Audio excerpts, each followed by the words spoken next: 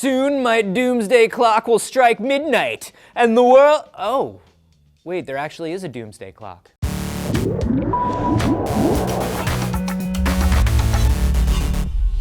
Yes, the Doomsday Clock is a real thing, and it is not a weapon for world domination. It's actually a measurement system used by the Bulletin of the Atomic Scientists at the University of Chicago to gauge just how serious global threats are to civilization. So the closer the hand is to midnight, the closer we are to being wiped off the face of the earth. And just a few days ago, they decided to set the clock at 5 minutes to midnight. Now, the clock was created in 1947 to show how close we were to global nuclear war. It was started at 7 minutes to midnight. 2 years later, when the Soviet Union tested its first atomic bomb, the clock moved to 11:57. And then in 1953, it moved closer than it's ever been, 2 minutes to midnight. Now, in the 80s, when nuclear conflict was on everybody's minds, the Doomsday Clock made a huge dent in pop culture. It appeared prominently as a symbol in the comic book Watchmen, which was released in 1986 and was very good.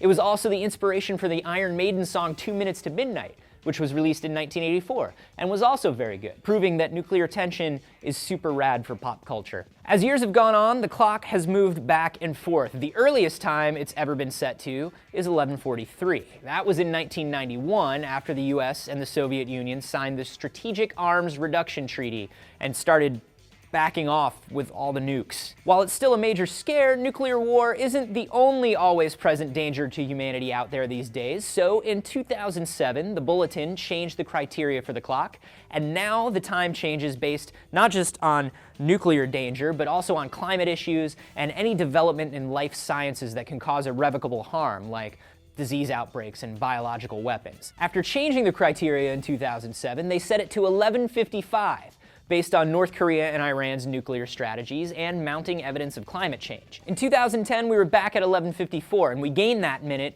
thanks to governments pledging to reduce carbon emissions at the United Nations Climate Change Conference. So now we're at 11:55 again. We lost that minute because we haven't made much progress on those pledges that we made, even in the face of climate events like drought, storms, the hottest year in the history of the United States. It also takes into account the fact that no one's looking to reduce their nuclear weapons stockpiles. But wait a minute, does the Doomsday Clock matter? And what do these guys know anyway? Well, the Bulletin is an independent academic publication, so on one hand, they don't have any particular biases that would come from a military or government connection, but on the other, while they do make the most educated estimates they can by involving the best scientists and security experts they can, they're also just using publicly available information. So they don't have any inside track to doomsday that you and I don't. Now, that being said, the clock is set by some pretty smart people, so it's probably worth checking into their reasoning. And you can read all their research and the entire back catalog of the Bulletin online at thebulletin.org. Check it out and let me know if you think they were right to move us forward, and do not forget to subscribe because we do 2 of these videos every day.